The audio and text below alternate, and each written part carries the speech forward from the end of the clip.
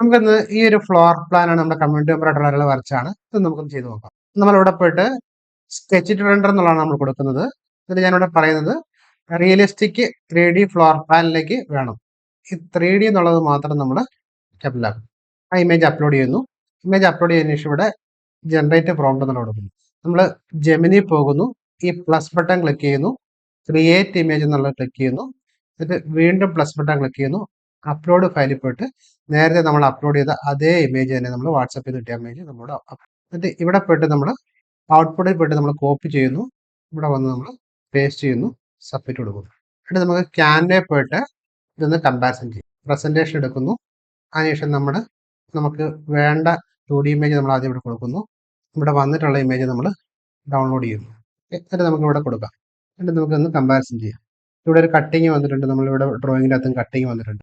ഇതിനകത്ത് ഫർണിച്ചറുകളോ കാര്യങ്ങളോ ഇട്ടാതെ just drawing മാത്രം ഇട്ടേക്കണതാണ്. അപ്പോൾ നമുക്ക് ഫർണിച്ചറുകളൊന്നും വരാത്ത രീതിയിലേക്കുള്ള ഒരു ഡ്രോയിങ് ആണ് ഇവിടെ വന്നേക്കുന്നത്. അതായത് സാധനങ്ങൾ വന്നിട്ടുണ്ട്, പക്ഷെ നമ്മൾ ഡോറോ വിൻഡോകളോ ഒന്നും കൊടുക്കാത്തതുകൊണ്ട് അത് അതിൻ്റെതായ രീതിയിലാണ് വന്നേക്കുന്നത്. അപ്പോൾ നമുക്ക് ഇതിന് പകരമായിട്ട് നമുക്ക് 3D മോഡലിംഗ് കൂടെ ചെയ്ത് നോക്കാം. എന്നിട്ട് നമ്മളിവിടെ പ്രോംപ്റ്റ് കൊടുക്കുന്നു. അതിനുശേഷം ഇവിടെ പോയിട്ട് നമ്മൾ ഇതേ ഫയൽ അപ്ലോഡ് ചെയ്യുന്നു. അതല്ല, അതിനുശേഷം ഈ ഇമേജ് നമ്മൾ അപ്ലോഡ് ചെയ്യുന്നു. ഇവിടെ വരുന്ന പ്രോംപ്റ്റ് കോപ്പി ചെയ്യുന്നു, പേസ്റ്റ് ചെയ്യുന്നു, സബ്മിറ്റ് കൊടുക്കുന്നു. 3D മോഡലിംഗ് കൊടുത്തപ്പോഴത്തേക്ക് ഓട്ടോമാറ്റിക്കായിട്ട് അതിനകത്ത് ഫർണിച്ചറും കാര്യങ്ങളൊക്കെ വന്നിട്ടുള്ള ഇതിലാണ് വന്നേക്കുന്നത്.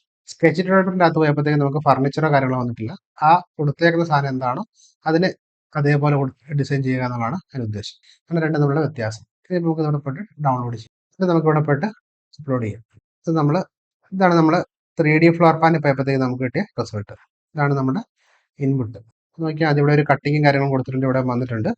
ഇവിടെ സിറ്റ് ഔട്ട് നേരെ ലിവിങ് ഇങ്ങോട്ട് വരുമ്പോഴത്തേക്കും ഇവിടെ ഒരു ടോയ്ലറ്റ്, ഇവിടെ ഒരു കിച്ചൺ, ഇവിടെ സ്റ്റോർ റൂം, ഇവിടെ ഒരു വർക്ക് ഏരിയ, ഇവിടെ ഒരു patio, family living, dining, bedroom, master bedroom, 2 toilet, dressing room. ആ വരുന്ന ഡിസൈനാണ് വന്നേക്കുന്നത്. ആ രീതിയിലേക്കായിരിക്കും വരിക. അപ്പോൾ ഇത് കുറച്ചും കൂടെ നമുക്ക് എന്താണെന്നുള്ളത് ഇങ്ങനെ നമുക്ക് കുറച്ചും കൂടെ നമുക്ക് ആ ഐഡിയ കിട്ടും. അപ്പോൾ നമ്മൾ നേരത്തെ കൊടുത്ത 2Dക്കകത്ത് നിന്ന് ഈ രീതിയിലേക്ക് കാണുമ്പോഴത്തേക്കും കുറച്ചും കൂടെ നമുക്ക് ഐഡിയാസും കാര്യങ്ങളും കിട്ടുന്ന രീതിയിലേക്ക് വരും. ഇപ്പോൾ ഇതാണ് നമ്മൾ കൊടുത്ത ഇൻപുട്ട്. അപ്പോൾ ഇത് കാണുന്നതും ഇത് കാണുമ്പോൾ തമ്മിലുള്ള വ്യത്യാസം കണ്ടോ? അപ്പോൾ കുറച്ചും കൂടെ നമുക്ക് കാര്യങ്ങൾ മനസ്സിലാക്കാൻ പറ്റി. അതാണ് അതിന്റെ പ്രത്യേകത. ഇതാണ് നമ്മൾ കൊടുത്തത്, നമുക്ക് കിട്ടിയതെന്ന് പറഞ്ഞാൽ ഇതാണ്. അപ്പൊ ഇത്രയും വ്യത്യാസമാണ് നമുക്ക് വന്നത്. അപ്പൊ നമുക്ക് കുറച്ചും കൂടെ ഇത് എങ്ങനെ ഇരിക്കും എന്നുള്ളത് നമുക്കൊരു റിയലിസ്റ്റിക് ആയിട്ട് നമുക്കിത് കാണാൻ പറ്റുമ്പോൾ നമുക്ക് കുറെ കാര്യങ്ങൾ നമുക്ക് മനസ്സിലാക്കാൻ പറ്റും. അപ്പൊ അതനുസരിച്ച് നമുക്ക് ചേഞ്ചസും കാര്യങ്ങളും വരുത്തണമെങ്കിൽ ചേഞ്ച് ചെയ്യാം. ഇത് 100% ഫൈനൽ റെൻഡറിംഗ് ഉള്ളതല്ല. ഇത് കൺസെപ്റ്റ് പോയിന്റ് ഓഫ് വ്യൂവിൽ നമുക്ക് പെട്ടെന്ന് തന്നെ നമുക്ക് മനസ്സിലാക്കാൻ പറ്റും. അപ്പൊ ഇതിന്റെ അകത്ത് ഈ ഡിസൈൻ കാണുമ്പോഴത്തേക്കും നമുക്ക് ഇവിടെ കിച്ചന്റെ പൊസിഷൻ ഇവിടെ നിന്ന് മാറണമെങ്കിലോ അല്ലെങ്കിൽ ബെഡ്റൂമിന്റെ പൊസിഷൻ മാറണമെങ്കിലോ അങ്ങനെ എന്തെങ്കിലും വേണമെന്ന് പറയുകയാണെങ്കിൽ നമുക്ക് ഓട്ടോമാറ്റിക് ആയിട്ട് നമുക്ക് പെട്ടെന്ന് മാറ്റുകയും ചെയ്യും. ഇത് എങ്ങനെ വരും എന്നുള്ളത് നമുക്ക് ഏകദേശം അറിയാൻ വേണ്ടിയിട്ടാണ് ശരിക്കും പറഞ്ഞാൽ ഈ ഒരു 3D മോഡലിംഗ്. ഇതുണ്ട്, ഇത് തമ്മിലുള്ള വ്യത്യാസം ഇതാണ്. ഇത് കണ്ടു കഴിഞ്ഞാൽ നമുക്ക് ക്ലിയർ ആയിട്ട് നമുക്ക് മനസ്സിലാകത്തില്ല.